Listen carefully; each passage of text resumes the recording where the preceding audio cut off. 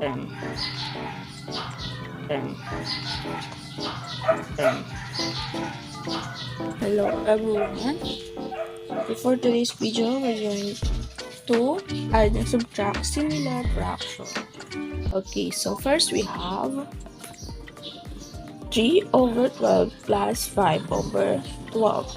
So, dahil similar fraction na siya, so we're going to add the numerator, which is 3 and 5. So, 3 plus 5, we have 8.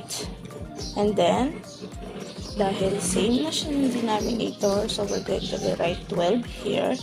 And now, to make it lowest term, we're going to divide these two number or divide both sides by 4. Okay, so we have 8 divided 4 is equal to 2, and 12 divided 4 is equal to 3. Now 2/3 is the lowest term.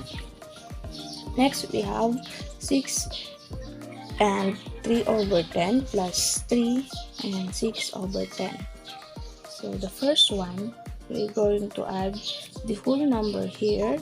So 6 plus 3 is equal to 9, and I'm going to add the numerator, which is 3 and 6. So we have 9 over, and then write the denominator, which is 10. So now this is the lowest term. Then next we have the subtraction. Okay, first we're going to subtract the whole number. 6 minus 3 is equal to 3, and 7 minus 3 is equal to 3, and 9. I'm going to write the decimal. Okay, guys, is this lowest term?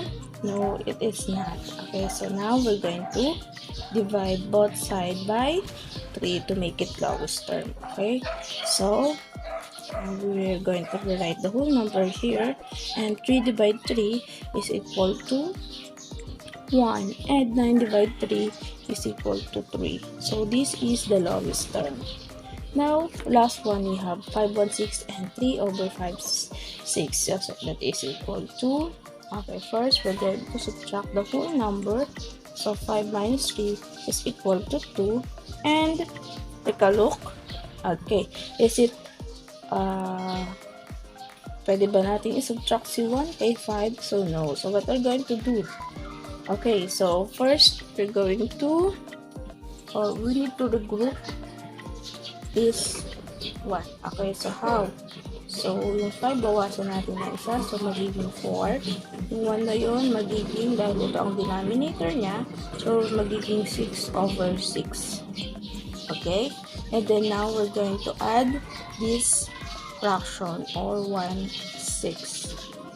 Okay, now this is 4, or 6 plus 1, we have 7, and we're going to rewrite the decimal.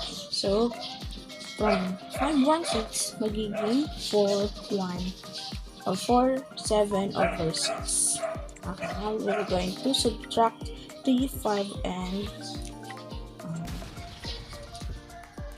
3, 5 over 6. Okay, so what we're going to do? First, we're going to subtract the whole number. 4 minus 3 is equal to 1, and 7 minus 5, so that is equal to 2. And so we're going to write the denominator. So plus, is this the lowest term? No. So pwede pa natin i-lowest term. Okay, so we're going to divide both sides by 2. Okay, so 2 divide 2, 1, and 6 divide 2 is equal to 3. So now this is the lowest term.